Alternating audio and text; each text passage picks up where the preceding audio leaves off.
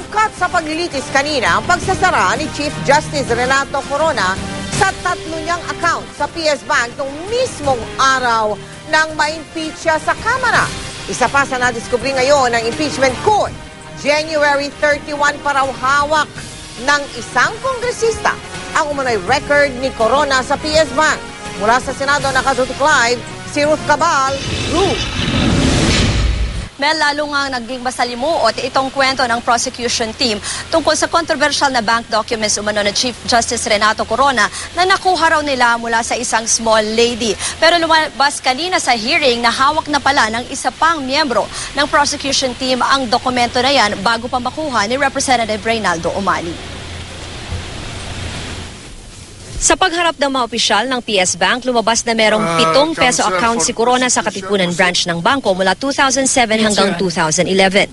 5 na nauna ng kinumpirma ng bangko at 2 bagong siwalat, isang may opening balance na 7.3 million pesos at isang 17 million pesos. Lahat daw ng 7 bank accounts na ito sarado na. Pero ang nakapukaw pansin, 3 sa mga account ay sabay-sabay sinara noong December 12, 2011, araw kung kailan na-impeach si Corona ng Kamara. They were all closed on the day that the Chief Justice was impeached. Ayokong magsuspecha pero ayokong mag-isip ng mali siya pero nagsususpecha talaga ako. Only intending to show that there was an attempt to conceal certain amounts. If there will be an consideration of 3 amounts of the 3 accounts, Your Honor, it totals about 36 million. The purpose is to show that this was not included or stated or entered into a statement of statement of assets and liabilities. The question is very erroneous. It is irregular and it has no legal basis. Muling tinanong ang branch manager ng PS Bank Katipunan tungkol sa kontrobersyal na bank documents kaugnay ng mga bank account ni Corona. Sabi noon ng prosekusyon, nakita ito ni Representative Reynaldo Umali sa isang small lady na hindi niya kilala. Inabot daw sa kanya ito ng small lady sa loob ng Senado noong February 2. Pero sa kwento ni Annabel Chongson, may kopya na raw nito ang isang kasamahan ng prosecutor bago pa nakuha umano ni Umali kay small lady ang mga dokumento. Si Quezon City Representative Bolet Banal ang tinutukoy ni Chongson. Pinuntahan daw siya nito sa bangko noong January 31. He said that maybe we could help him or I could help personally in my capacity. And then I said, I'm sorry, that's not possible. What help did she ask you to do? Just a guide on certain items in the documents that he was showing. What document was that?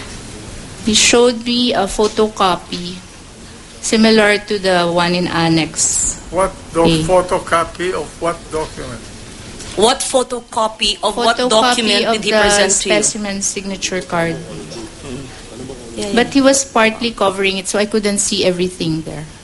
Did you not ask Congressman Banal how did he happen to be in possession of that signature card? I did, Your Honor. And what was his answer? I will tell you if you will help us. As soon as you help us.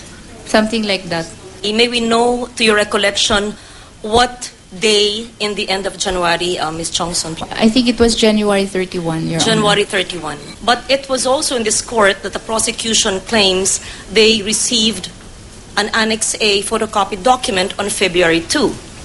If they received it on February 2 from a reported small lady, but they actually had it already on January 31. So I'm just putting that information before the court, Mr. President, because I am quite confused. Ayon sa prosekusyon, bahagi ng kanilang sekretariat si Congressman Banal. Ako, wala akong alam doon sa nangyari before nung February 2 ng gabi. Kasi yung nakuha ko yung dokumento, yung pinakauna nakita ko po February 2 ng gabi. At kaya nung kinabukasan, inattach na namin doon sa supplemental request for subpoena.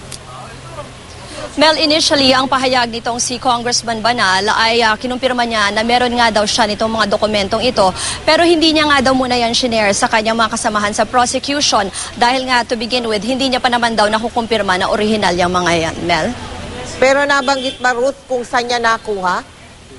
Ang initial information lang na sinabi niya kanina ay nakuha niya lang daw, nakita niya lang daw doon sa may labas ng kanyang bahay. Pero wala siyang binanggit na specific source, Mel.